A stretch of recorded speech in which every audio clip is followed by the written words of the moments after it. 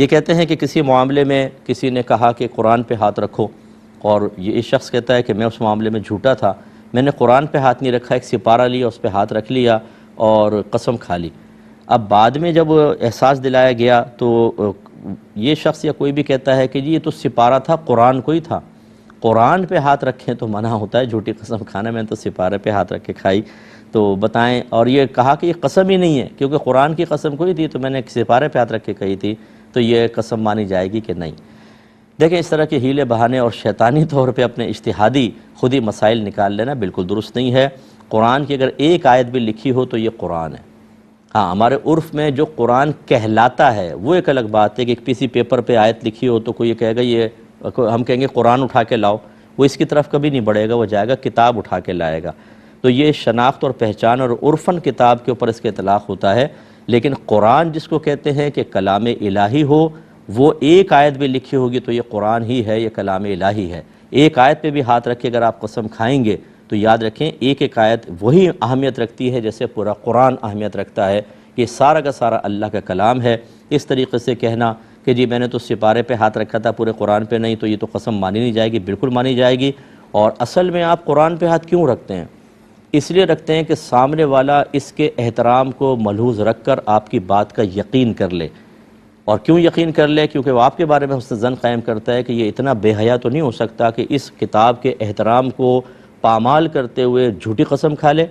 تو اس وجہ سے آپ قرآن پہ ہاتھ رکھتے ہیں۔ تو کیا قرآن کی ہر آیت ایسی اہمیت کی حامل نہیں ہے کہ اس کو اتنی عزت اور احترام دینا چاہیے؟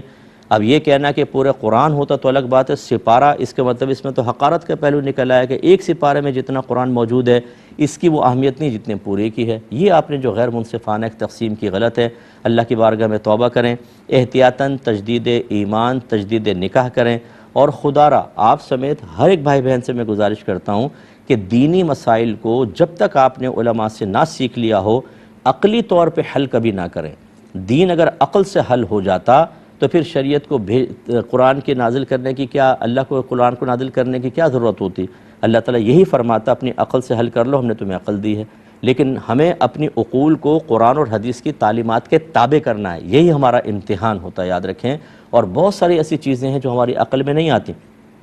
فجر کے اندر 2 رکعتیں، فرض کی بات کر رہا ہوں، ظہر میں 4، عصر میں 4، مغرب میں 3، عشاء میں 4، کیوں یہ ترتیب رکھی بتائیں ذرا عقل سے؟ تو یہ آپ ثابت کرنا بہت مشکل ہے، ایسے ہزاروں چیزیں ہوتی ہیں، لہٰذا عقل کے گھوڑے نہ دوڑائیں۔ اور بعض اوقات لوگ جو ہے جب ان کو سمجھایا جائے تو انا کا مسئلہ بنا لیتے ہیں۔ پہلے شاید اتنا سخت حکم نہیں ہوتا، لیکن جب انا کا مسئلہ بنا کر اپنی غلطی پر ڈٹ جاتے ہیں، اکڑ جاتے ہیں، تو بعض اوقات آہستہ آہستہ کفر تک پہنچ جاتے ہیں۔ اس لیے اگر کوئی شرعی لحاظ سے ہو جائے، اپنے بالکل عاجزی اختیار کریں کہ ٹھیک ہے میں بھی انسان، مجھ سے بھی خطا ہو سکتی ہے، آپ سے بھی ہو سکتی ہے، ہم فوراً کہیں کہ ٹھیک ہے بھائی، اگر علماء کہتے ہیں، آپ نے کوئی فتویٰ وغیرہ دیکھ لیا، کسی عالم کی کلپ وغیرہ سن لی، کسی عالم سے رابطہ کیا، انہوں نے کہا ہاں آپ نے غلطی کی ہے، فوراً سرنڈر کریں کہ ٹھیک ہے میں اپنی غلطی تسلیم کرتا ہوں، اس میں کوئی مسئلہ نہیں ہے، اللہ آپ کی عزت میں اضافہ ہی فرمائے گا۔ یہ کہتے ہیں کہ ہمارے یہاں ایسا ہوا کہ اذان کے وقت سے پہلے ہی مؤذن صاحب نے اذان شروع کر دی اور اللہ اکبر وقت سے پہلے کہہ دیا، یعنی ایسے ہم نے ٹائم نوٹ کیا تو پہلے کہہ دیا اور پھر باقی اذان وقت کے اندر دی، کیا حکم شرع ہوگا؟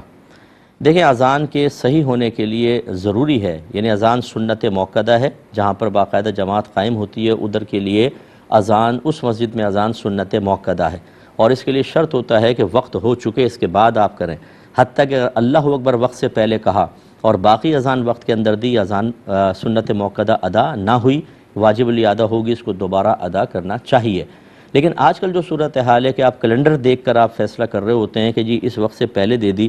جو آپ جس وقت کو فالو کر رہے ہیں اس میں یہی اصول رکھیں، ٹھیک ہے، لیکن سمجھانے کے لیے عرض کر رہا ہوں کہ اس میں گنجائش بھی ہوتی ہے۔ ادھر ہی آپ دیکھ لیں کچھ مساجد ایسے ہوں گے جن میں 2 منٹ آگے 1 منٹ پہلے کا وقت ہوگا، جیسے رمضان میں افطار کا ٹائم دیکھ لیں، کوئی 1 منٹ پہلے افطار کروا رہا ہوتا ہے، کوئی 1 منٹ بعد، کوئی اس طرح ٹی وی پہ آپ دیں گے چینلز پر، کوئی کبھی کر رہا ہے، کوئی کبھی کر رہا ہے، کوئی کبھی کر رہا ہے، تو تھوڑا فرق ہوتا ہے، اس پہ بھی ایک تفصیل ہے جو ابھی وقت اس کا متحمل نہیں ہو سکتا۔ تو بہرحال خلاصہ کلام یہ ہے کہ مؤذن صاحب سے کبھی کبھار ایسا ہو جائے تو یہ بھی نہ کریں کہ عتاب نازل کر دیں، ان کو مارنا پیٹنا شروع کر دیں، سختی کریں، جاب سے نکالنے کا کہیں، ایسا نہیں، ہو جاتی ہے مسٹیک، لیکن بہرحال اس اذان کو دوبارہ کہیں تو سب سے بہتر ہے۔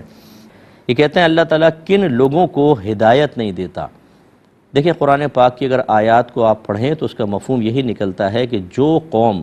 ہر طرح کی ہدایت پا جانے کے باوجود، یعنی اسباب ہدایت ان کی طرف متوجہ کیے گئے، اس کے باوجود وہ سرکشی اور ہٹ دھرمی پہ قائم رہے، تو پھر اللہ تعالیٰ ایسی قوم کو ہدایت نہیں دیتا ہے۔ یعنی یہ اللہ کی طرف سے یہ نہیں ہے کہ معاذ اللہ کسی شخص کو مجبور کر دیا جائے کہ وہ ہدایت قبول نہ کرے، یہ تو ایک ظلم کی سی صورت ہوتی۔ اللہ تعالیٰ تمام تر اسباب ہدایت متوجہ کرتا ہے، مثلا نبیوں کو بھیجتا ہے، کتابیں بھیجتا ہے۔ اگر نبی نہیں رہتے تو اس زمانے کے علماء ہوتے ہیں، نیک لوگ ہوتے ہیں جو تلقین کرتے ہیں، تنبیہ کرتے ہیں، لیکن جب کوئی اپنی سرکشی پر قائم رہے، جب بالکل وہ ہدایت کو قبول کرنے کے لیے تیار نہ ہو، یہ اس اسٹیج پر آ جائے، پھر اللہ تعالیٰ اس کو چھوڑ دیتا ہے اور وہ تباہ و برباد ہوتا ہے۔ لہٰذا جو ہمارے مسلمان بھائی، بعض اوقات آپ بھی گھروں میں دیکھیں گے، دوست احباب رشتہ دار، اپنی سگی اولاد، آپ بار بار نماز کا کہتے ہیں نہیں پڑھتے، گناہ کرتے رہتے ہیں، ان سے مایوس نہ ہوں، کہتے رہیں، پیار اور محبت سے کہتے رہیں، انشاءاللہ کبھی نہ کبھی مائل ہو جائیں گے۔ یہ لیکن ایسی کوئی سرکش قوم ہے